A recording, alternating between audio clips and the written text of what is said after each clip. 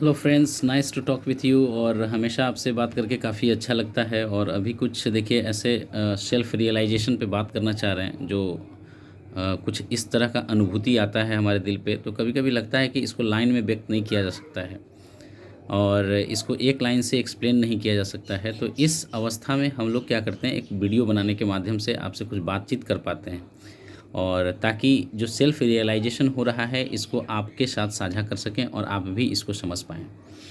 तो देखिए, आज का सेल्फ रियलाइजेशन जो हमें सुबह सुबह एहसास हुआ उसकी बात बताते हैं और शायद ये आपके लिए काफ़ी फ़ायदेमंद रहेगा और काफ़ी अच्छे तरह से आप रियलाइज़ भी इस बात को कर पाएंगे।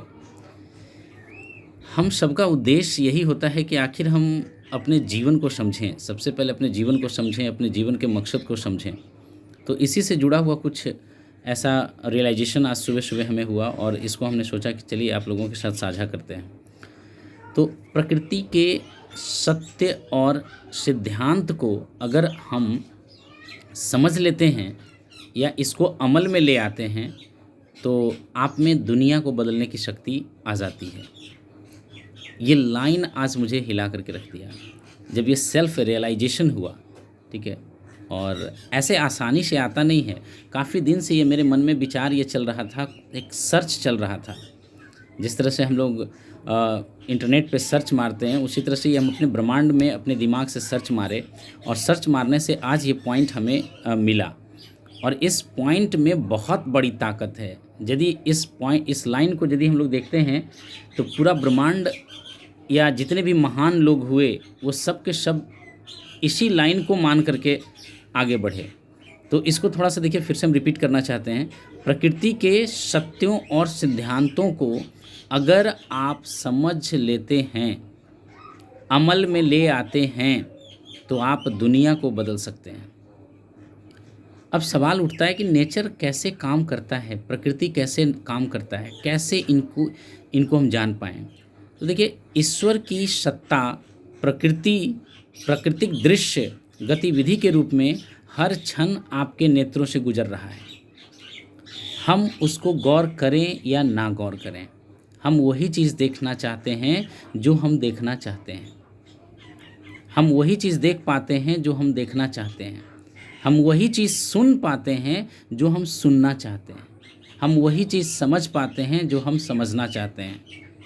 तो ये आपको अपने अवेयरनेस को बढ़ा करके इस काम को अंजाम देना होगा, है ना। भगवान ने ब्रह्मांड को उन तरीके से बनाया है जिस तरह आप अपने मुख से बोले गए शब्द निकालते हैं। ईश्वर ने इसकी रचना इसी प्रकार से की है। और ये जब आपको रियलाइज़ होता है तो लगता है अरे वाह, इन दिस वे, है ना। जिस तरह से हमें अपने आवाज़ को निकालने में किसी तरह की मुश्किल नहीं लगता है, ठीक उसी तरह से ईश्वर को इस ब्रह्मांड की रचना करना ही उतना आसान है। अब ये बात करता है हमारे विश्वास पे और आपके विश्वास पे कि हम ये विश्वास कर पाते हैं या नहीं कर पाते हैं। अब प्रकृति के सत्यों और सिद्धांतों को जाने कैसे। अब लक्ष्य तो यही आया कि जब यहाँ तक आए तो हमारा उद्देश्य ये होता है कि प्रकृति के सत्य और सिद्धांत को जानना होगा।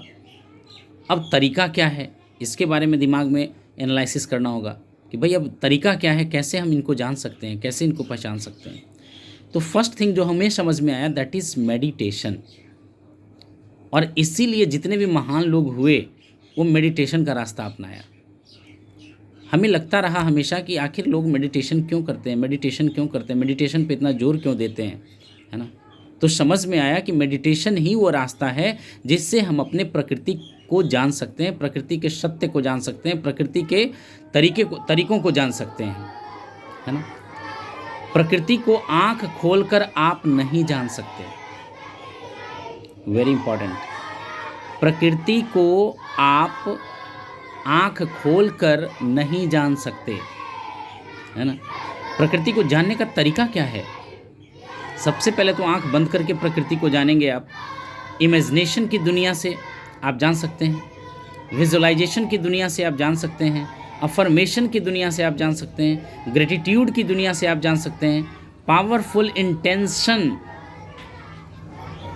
के जरिए आप शायद प्रकृति को जान पाएँ, वो भी थोड़ा सा ही जान पाएंगे, है ना। तो ये रास्ता हमें समझ में आता है कि इन रास्ता से हम लोग अपने प्रकृति को जान पाएंगे, है ना। और I hope this is not work of one day, है ना, एक दिन का ये काम है नहीं, it will take some process, है ना, और it will take some time. और भी देखिए, जब आगे इस पर थोड़ा सा और मनन चिंतन किया गया तो जो बात समझ में आया उसकी बात हम बताते हैं। आप अपने रास्ता स्वयं खोजें, है ना, ठीक है।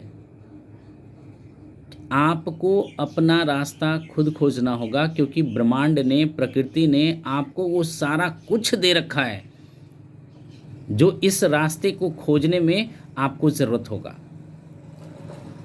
आपको जो इस रास्ते में चलने के लिए जिस भी चीज़ की ज़रूरत होगा वो सारा कुछ परमात्मा ने आपको पहले से ही दे करके भेजा है। तो आपको इस रास्ता पे खुद निकलना होगा, है ना। अगर आपको रास्ता बता दिया जाएगा तो आप बांध दिए जाएंगे। यदि आपको रास्ता बता दिया जाए तो आपको बांध दिया जाएगा, है ना। प्रकृति को मुक्त रहकर ही जाना जा सकता है, प्रकृति को हम मुक्त रहकर ही जान सकते हैं। आप बंधकर प्रकृति के नियम में नहीं जान पाएंगे। अपने आप को सबसे पहले मुक्त करें, खुद को पहले मुक्त करना होगा। किसी प्रकार से बंधा हुआ महसूस ना करें, है ना। प्रकृति अपने आप से आपको परिचय करवाना चाहती है, वो चाहती है कि आप हमें सुन पाएँ, आगे बढ़ें, अपने आप को मुक्त पाएँ। तो friends, this realization was very good for me, और लगा कि काफ़ी बहुत सारे ऐसे दोस्त हैं जिनको ये रियलाइजेशन काफ़ी अच्छा लगेगा, काफ़ी बेहतर लगेगा। और हर एक माइंड इम्पॉर्टेंट है, हर दिमाग इम्पॉर्टेंट है। You are a special in the world, है ना। आपको ये रियलाइज़ करना होगा कि आप पूरे विश्व में यूनिक हैं, सिंगल पीस हैं। आप अपने विश्वास को जगाएं, कॉन्फिडेंस को जगाएं, है ना। जिस तरह से आप अपने विश्वास को शब्दों से व्यक्त करते हैं, ठीक उसी तरह से परमात्मा अपने इन क्रिएटिविटी से अपने आप को व्यक्त करता है। तो there are so many things to talk with you, but short में चलिए इतना ही आज बात करना था।